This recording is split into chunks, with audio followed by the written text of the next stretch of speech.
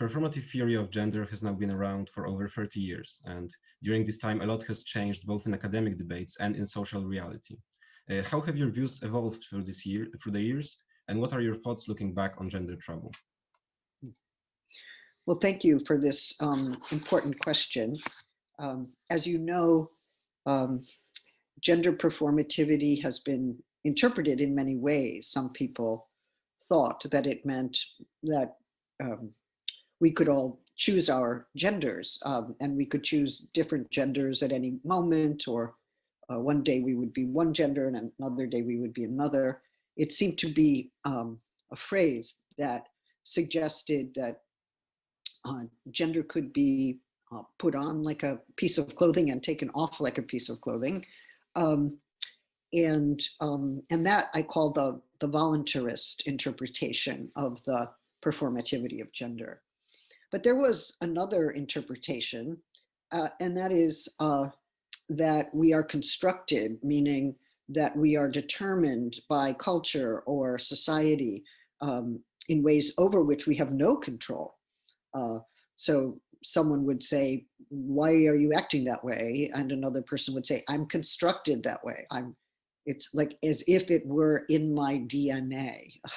or when we talk about construction, we're talking about a cultural DNA. So I had to contend with the fact that my work gave rise to both interpretations and that they were to some degree contradictory.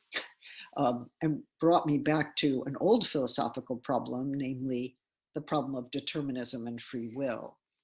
I think I still believe that we are formed from very early days through gender assignment and gender norms, expectations that society has of us, but that we're not trapped fully within those terms, that we can work with them, we can sometimes play with them, that we can open up spaces that feel better for us or more real to us, and that we are both culturally constrained and to some degree free, and that gender is a site where we feel that.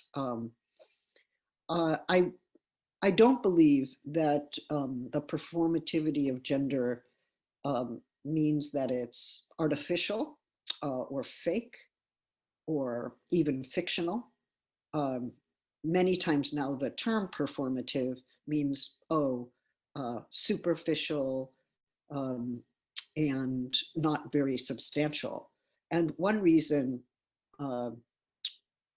there was a critique from the trans community of the performativity of gender was that they felt that performativity made gender into something artificial or simply a fake or a fake effect of some kind. And it was and is a lived reality for them. They are not the gender that they were assigned. And I think I can also say I am not the gender that I was assigned.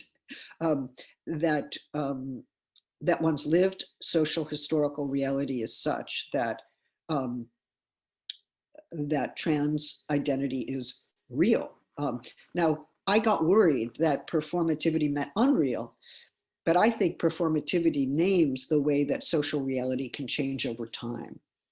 So for instance, we say women, the term, the category of women meant one thing, say in Poland 30 years ago, and means another thing now, which is why there's such reactionary anti-feminism going on.